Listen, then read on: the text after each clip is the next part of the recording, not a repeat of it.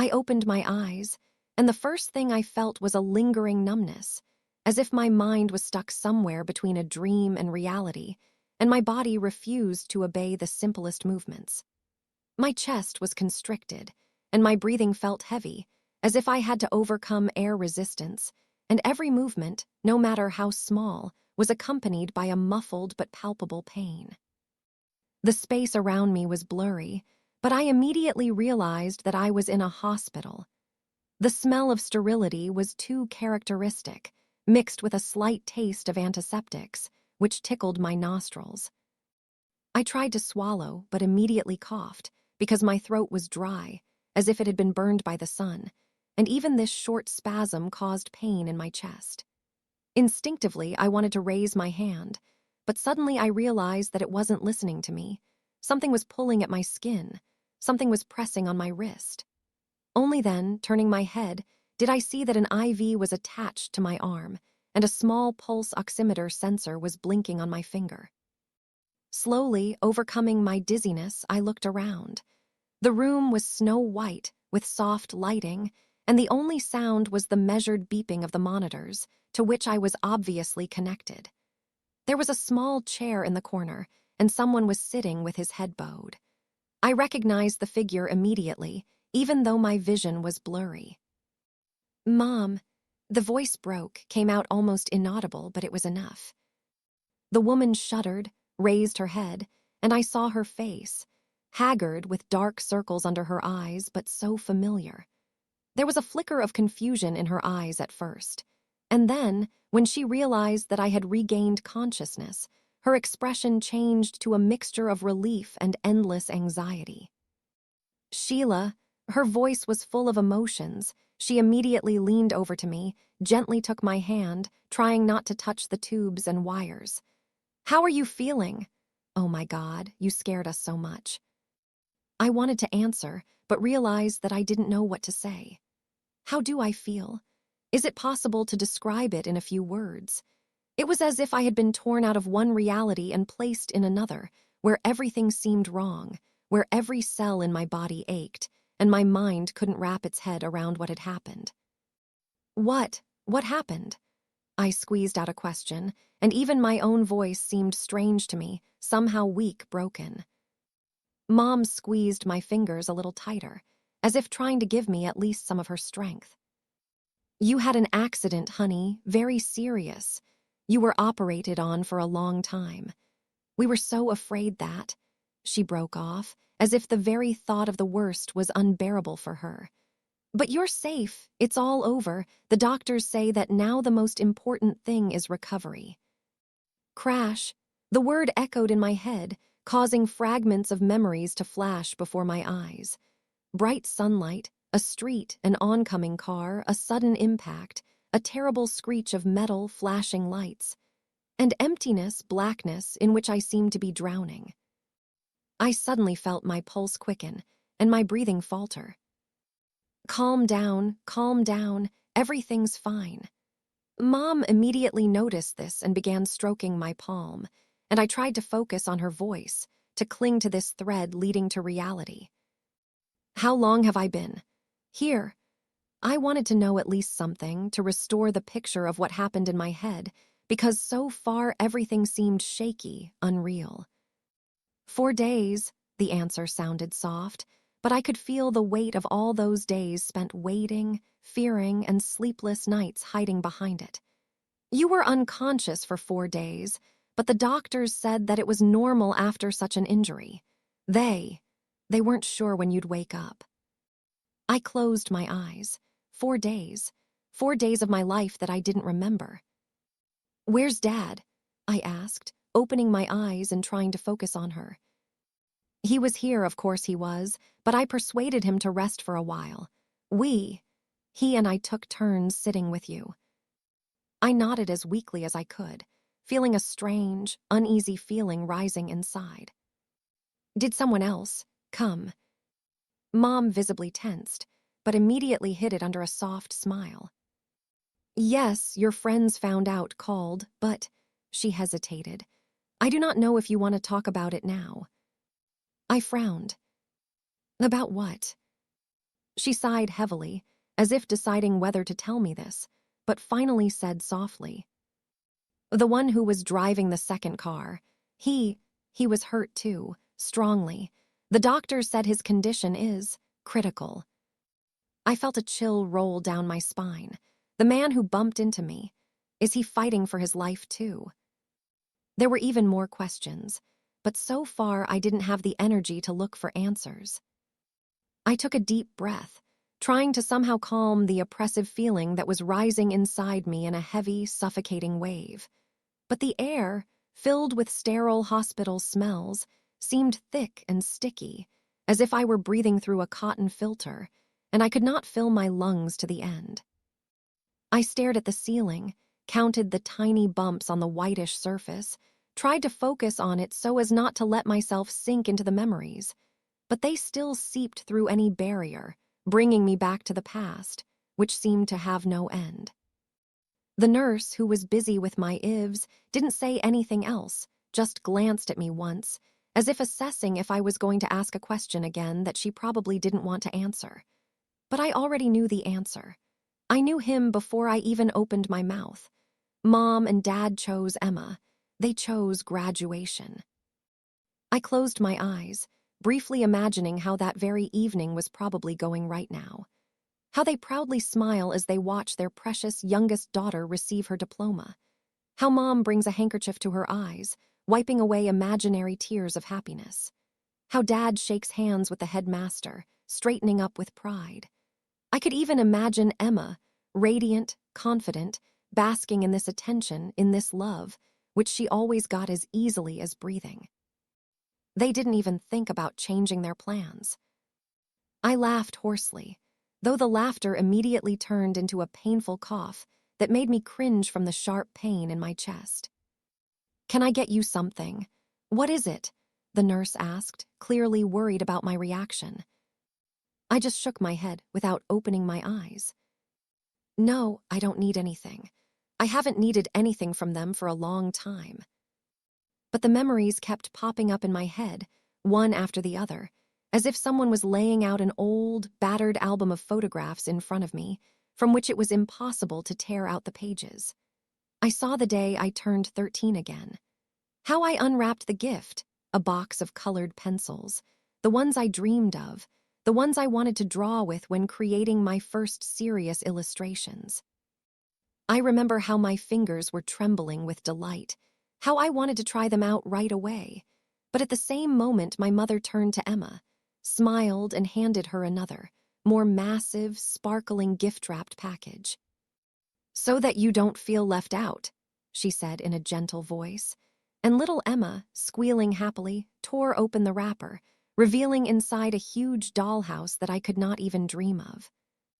I remember looking at this house, at the miniature lamps, the tiny furniture, the elegant balcony grate, and how something broke in me at that moment, even if I didn't realize it at the time.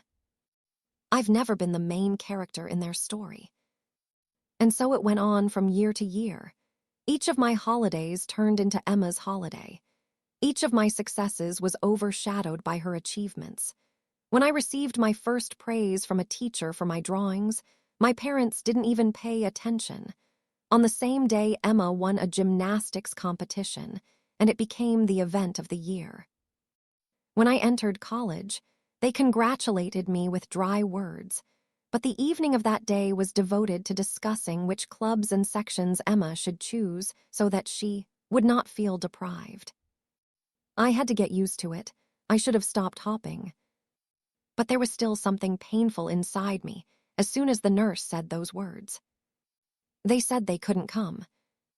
I opened my eyes and stared at the ceiling, fighting the feeling that I was in some parallel reality where everything was going exactly as it should, but I still wanted to scream. "They are. Did you get a call?"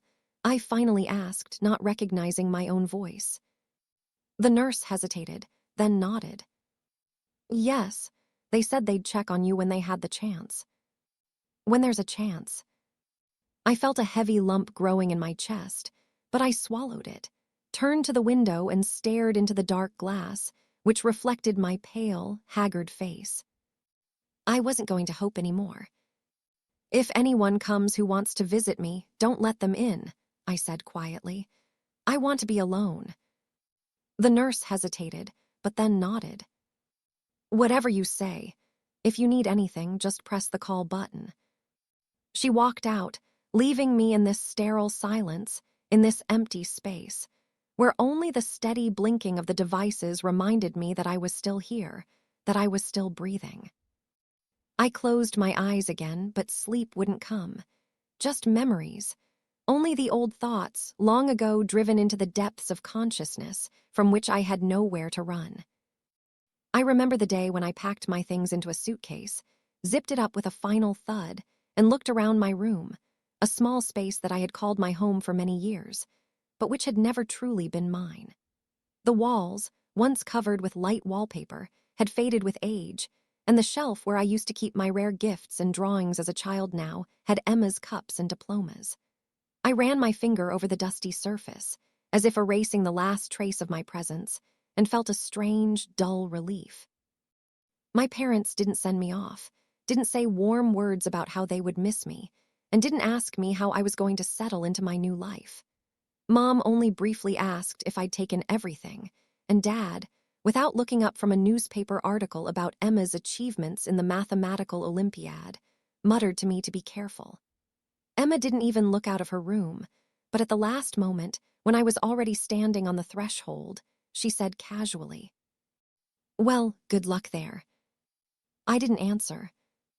When the bus crossed the state line, I suddenly realized that for the first time in my life I felt freedom. The state university became for me everything that my native home had never been. A place where I felt needed, where I was appreciated for my knowledge, for my determination, for my ability to organize and achieve results. For the first time in my life, I could be myself without looking back at someone's expectations, without living in the shadow of someone's success. I took every opportunity. I worked at the university coffee shop, worked as a tutor, wrote articles for the local newspaper, participated in student debates. I didn't study just for the sake of a diploma. I knew that my success depended only on myself. My parents didn't call. Sometimes I dialed their number myself, but the conversations always boiled down to brief summaries of Emma's life. How she had won another award, how the teachers predicted a bright future for her, and how proud they were of her. They never once asked how my business was going. Gradually, I stopped calling, but Emma suddenly started texting me. At first, there were rare, casual ones. "Hi, how are your studies?" Or "I saw your name on the university news, cool." Then, more often, at length, with questions that sounded almost like confessions. "You're really happy there, aren't you? What does it feel like to live on your own?" I didn't know what to say to her. By the third year of my studies, I had achieved everything I could have dreamed of. I had a stable income, the respect of teachers, and prospects for the future. I no longer felt like the girl who hid her disappointment behind forced smiles. But one day, on one of the rare days when I allowed myself a break, idly scrolling through the social media feed, my gaze caught on a familiar surname. Emma. Article, a headline that seemed to burn me. A child prodigy from Lakeview turned down a prestigious college for her family. I opened the post, eagerly reading every line. It turned out that Emma, my perfect, flawless younger sister, who was destined for a bright future, unexpectedly refused the offer of a place at one of the best universities in the country. And in an interview, she said, "My family has always been the most important thing to me. I can't leave them knowing that they need it." A strange, icy feeling shot through me. I couldn't believe it. Emma, the one who always got the best, the one for whom everything was sacrificed, suddenly she chose the victim. I closed my laptop, but the words continued to ring in my head, reverberating in my temples. Something's wrong. Something was wrong. And then, for the first time in a long time, I dialed her number. She answered almost immediately, as if she had been waiting for this call. "Sheila," she said softly, and there was something in her voice that I'd never heard before. "Is that true? I didn't beat around the bush." Emma was silent for a long time. "I can't discuss this," she finally whispered, and there was so much in that whisper. Too much. "You can't, or don't you want to?" She exhaled, almost strangled, like a person who has been pushed against a wall. "Just don't call me about it." And she dropped the call. I sat holding the phone in my hands, listening to the short beeps and trying to piece together all the details. Emma has always been a favorite. Emma has always been their pride. So why did she suddenly give up everything they were leading her to? Why was there such uncertainty in her voice? Something had changed. Something's broken, and I was going to find out exactly what. I remember that evening in great detail.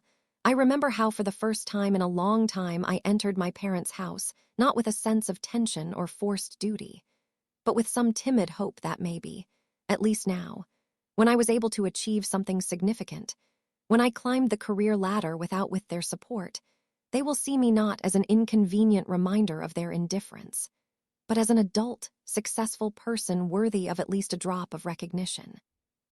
I brought wine, good, expensive, as it is customary to bring to family dinners, as if this gesture could somehow soften the atmosphere, but when I entered, no one even paid attention to it. Mom was busy in the kitchen, Dad was reading the news on his tablet, Emma was flipping through her phone, sitting at the table looking like this evening was another forced duty. "Oh, you came," Mom said, glancing over her shoulder at me. "We're almost done with dinner, but I think there's still a portion for you." I clenched my teeth, suppressing my irritation. "It's nice to see that nothing has changed," I muttered, but no one paid attention. I sat down at the table, put a bottle of wine in front of me, but no one offered to open it. No one even noticed. "What is it?" my father asked, more for form's sake than out of real interest. And then I decided that this was my moment. "Okay," I said, trying to keep the excitement out of my voice. "I was recently promoted. Now I'm a project manager." I said those words and froze, waiting for a reaction. I wasn't expecting a storm of delight, but maybe at least a nod, at least a sincere, well done. But instead, Mom just nodded, as if I had told her that I had changed the batteries in the TV remote control. "That's good," she said absently, shifting something onto a plate. "Well done," the father added without looking up from the tablet. And Emma suddenly sighed loudly and rolled her eyes. "Oh my God, you're back with your achievements," she muttered, throwing the phone on the table. "You're always like this, aren't you? It's like you're trying to prove to everyone that you're better than us." I blinked, not immediately realizing what she had said, but then anger began to rise in me. "What?" I couldn't believe my ears. "Are you serious now?" Emma crossed her arms over her chest and shrugged. "Well, what about it? You come here every few months and start telling me how great you are, how independent and successful you are, and how you don't need a family. It's so exhausting, to be honest." I felt my hands shaking. "Is it tiring?" I asked slowly, barely able to contain my anger. "You know, Emma, I've never had to prove that I'm better than you because I've spent my whole life just trying to prove that I exist." She frowned, but I didn't let her get a word in. "Are you saying that you're tired of hearing about my successes? And you know, I'm tired of hearing about yours all my life." I abruptly got up from the table, pushing my chair back. "Everything I've done, everything I've achieved has never mattered because all the attention has always been on you." "Oh, that again." Emma threw up her hands. "Again, your pathetic story about how you were deprived." I laughed, dryly bitterly. "Yes, you're right. It's pathetic.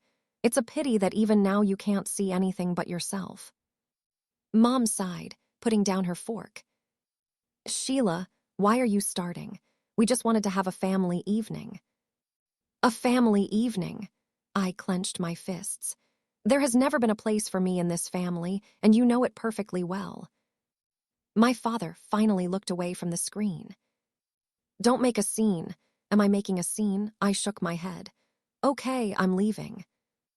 I grabbed my bag, turned around, and headed for the door, but before I left, I turned around and looked at them all at once. You've never noticed me. They never appreciated it. I've never been loved the way I loved Emma. But know this, I don't need your confession anymore. I've achieved everything on my own, and I'm not going to waste my life hoping that someday you'll look at me differently. I went out, slamming the door loudly, and it wasn't until I was outside that I realized my shoulders were shaking. But it wasn't a weakness, it was a release. I lay in a hospital bed, listening to the steady beeping of the monitors, and looked at them. At the people I once called my family, the people who now stood in front of me and did not ask how I was feeling, did not ask if I would survive the accident, did not wonder what it was like for me. Weeks in this sterile, soulless space, surrounded by strangers who, as it turned out, cared about me more than they did. No, they came here with the sole purpose of getting what they needed from me, as if I were just a resource, an ATM with a human face, and nothing more. Mom looked at me with an expression of impatient expectation, as if we were discussing some minor domestic issue, something that just needed to be sorted out and moved on. Dad, standing silently by the door, didn't even try to speak, and Emma, she wasn't here at all. She didn't even bother to come. My voice was hoarse, weakened after days of silence, but everything was boiling inside. Are you serious? Mom sighed, as if I was dragging this conversation out on purpose. Sheila, don't make a drama, she said, as if I were a moody child who refused to share toys. We knew that you would be fine. The doctors gave good prognoses, and Emma, she really has an opportunity that will change her life. I blinked, trying to grasp the depth of their selfishness. My life, I said slowly, is almost over. I could have died. Mom crossed her arms over her chest, her brows drawn together in an impatient frown. But you're not dead, and now we can do important things. I closed my eyes, trying to calm down so I wouldn't say something I'd regret later. Although, why should I be sorry? I opened my eyes and looked right at her. And no. Mom blinked, as if she didn't understand. What? No, I repeated firmly, feeling an unprecedented calmness rise in me. The calmness of a man who has finally broken the last chain. I won't give you my money. Mom frowned. Sheila, you don't understand. No, I propped myself up on my elbows, despite the pain in my side, despite the weakness that tightened my whole body. You don't understand that. I earned everything I have on my own. Without you, without your help, without support. I fought for my life, I survived, I built myself up because you never did that for me. And now you're coming and asking me for money because your precious Emma needs it more. Mom sighed heavily, as if I were causing her terrible inconvenience. It's just money, Sheila. You'll still have time to earn money, and Emma has a crucial moment right now. I chuckled. Just money? Then why don't you pay for her tuition yourself? You know we don't have that kind of capability, she said dryly. You're the only one who can help her right now. I laughed, short, sharp, almost hysterical. Oh, so that's the thing. For the first time in my life, I have become the only one for you. But not when I needed support. Not when I needed you to just say you were proud of me. Not when I was lying in this hospital, alone, among strangers who were kinder to me than my own family, damn it. I was breathing heavily, my heart was pounding in my chest, and my mom was still standing in front of me, not showing a shadow of remorse. So you won't help? What is it? She asked, and there was a strange, icy note in her voice. I slowly shook my head. No. She stared at me for a moment longer, then shook her head in disappointment and stepped back. I thought you were better, Sheila. I laughed again, but this time there was no joy in my laughter. I thought you loved me. Mom looked away, but didn't say anything. My father finally cleared his throat. Come on, he told her, not looking at me. We're wasting time. Mom nodded, turned around and headed for the exit. They're gone, without even saying goodbye. I looked at the closed door and suddenly realized that it was the end. The end of illusions. The end of trying to earn their attention, their recognition, their love. I lowered my head to the pillow and took a deep breath. It didn't hurt anymore, because now I was free. I stared at the screen, at the cold, angry words that should have hurt me, should have left behind the same aching emptiness that had haunted me since childhood. But instead I felt only a strange, icy calm. I guess if Emma had said that a few years ago, I would have been worried, crying, trying to figure out what I had done to deserve such hatred. But now I just looked at the messages, realizing that they did not cause me pain. Only final, absolute clarity.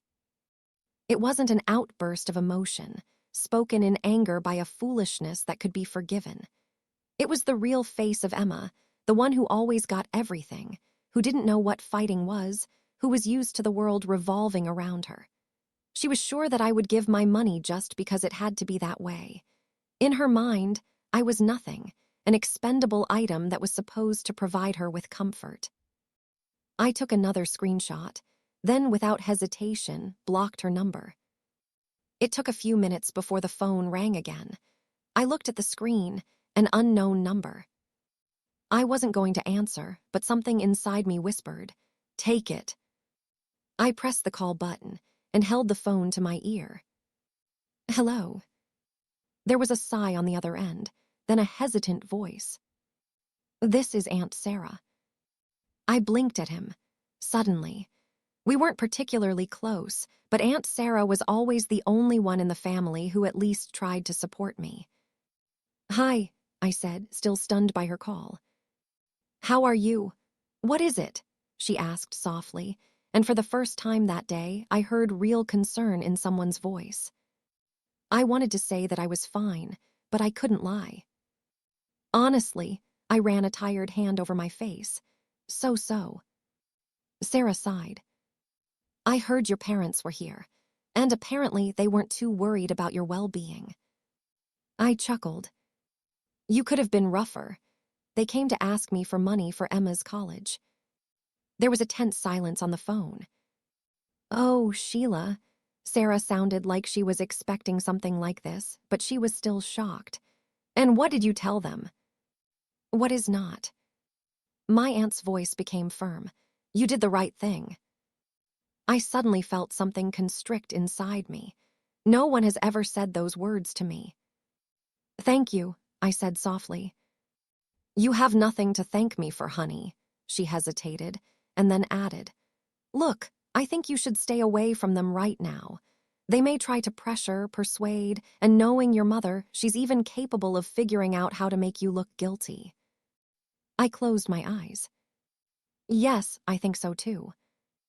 Sarah paused, then asked cautiously, do you plan to return home after discharge? I snorted. To that house, never. Good, because if you need a place to stay, you can stay with me. I blinked, not immediately realizing the meaning of her words. What? Are you serious? Of course, she said firmly. I have a spare room. It's not a luxury apartment, but you don't have to worry about money or anyone taking advantage of you. You can get back on your feet at your own pace without looking back at them. I felt my throat constrict. Aunt Sarah, You don't have to answer right now, she interrupted softly. Just think about it, and if you decide you want to, just let me know. I nodded, even though she couldn't see it. It's okay, I'll think. We talked for a few more minutes, and then she said goodbye, leaving me alone in the silence of the hospital room. I leaned back on the pillow, staring at the ceiling, and for the first time in a long time, I felt something like calmness come over me. I was no longer bothered by my parents' calls. I wasn't expecting their messages. And for the first time, I knew I had a choice. I was no longer the girl who clung to the vague hope that someday they would see me as more than just a comfortable shadow of Emma. I was free now. The post was published instantly, and as I sat on the edge of the bed, the phone in my hand vibrated with an avalanche of comments, replies, and reposts. At one point, it even seemed to me that I could hear this hum passing through the walls of my apartment, as the world around me suddenly became a little louder, a little more tense. At first, no one knew what to say. People who were used to blindly supporting my mother were suddenly faced with a real picture that did not fit into their usual ideas of caring parents and ungrateful daughter. The first comments were stunned. "That's not true. Probably not true. My parents wouldn't do that. Emma couldn't write that. She's a good kid."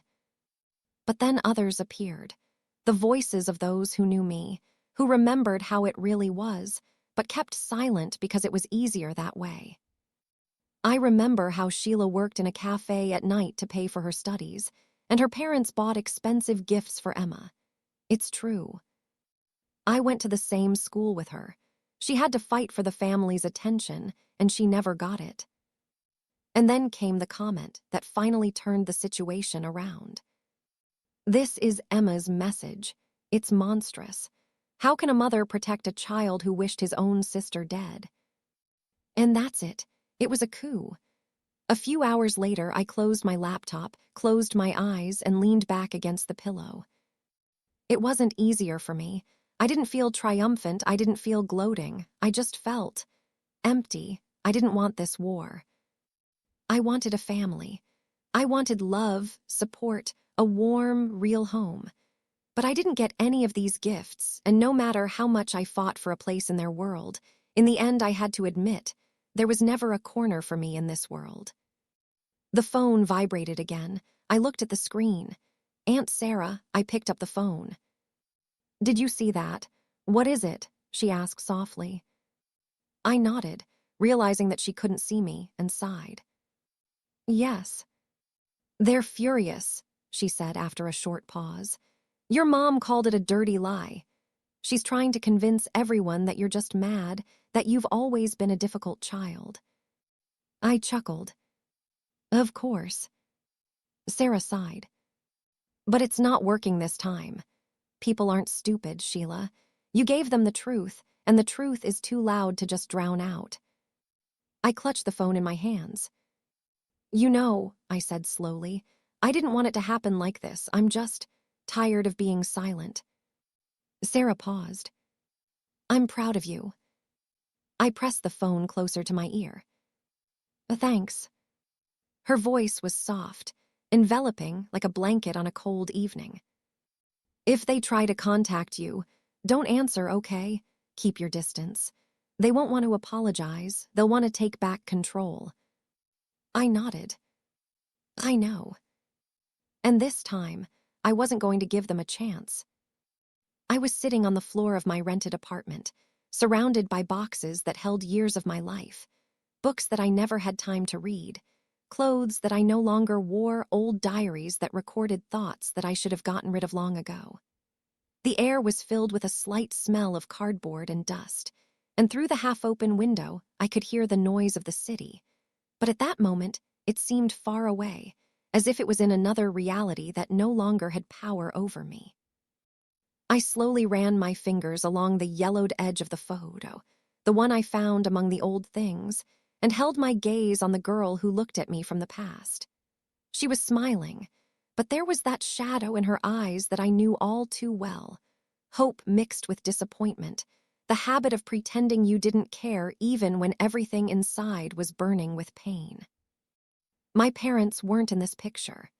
They were too busy celebrating Emma's next success, too engrossed in shining in the light of her achievements, and did not notice how their eldest daughter was standing aside, holding in her hands a diploma that she had obtained on her own. I didn't cry. I didn't feel longing. I just looked at this picture and realized that that girl no longer expects anything from them.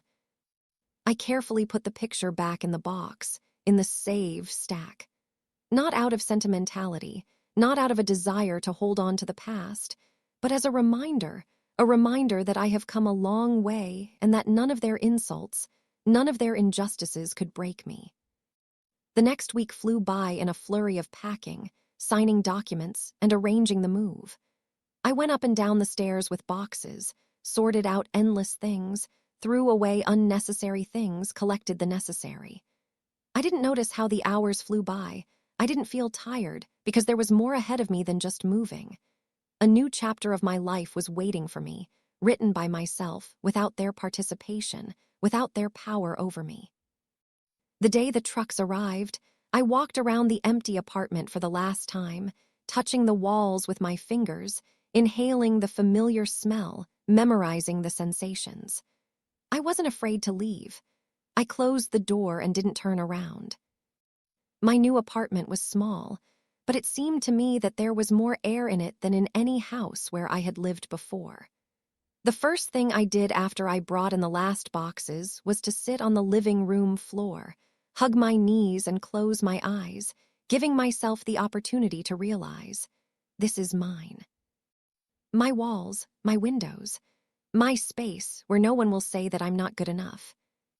I could arrange the furniture however I wanted. I could decorate the walls with paintings that I liked. I could listen to music loudly without being afraid of judging looks. I could be myself. I could breathe. A few days later, Sarah called me. "How's your new house?" she asked with a smile in her voice. "It's perfect," I answered honestly, stepping out onto the balcony and inhaling the evening air. "I'm glad," she said warmly. "You deserve it." I chuckled. "Yes," I said, absolutely sure of it for the first time in my life. "I deserve it." I didn't know what was coming next. I didn't know what challenges life would throw at me, what joys, what disappointments. But I knew one thing. Now my life belonged only to me.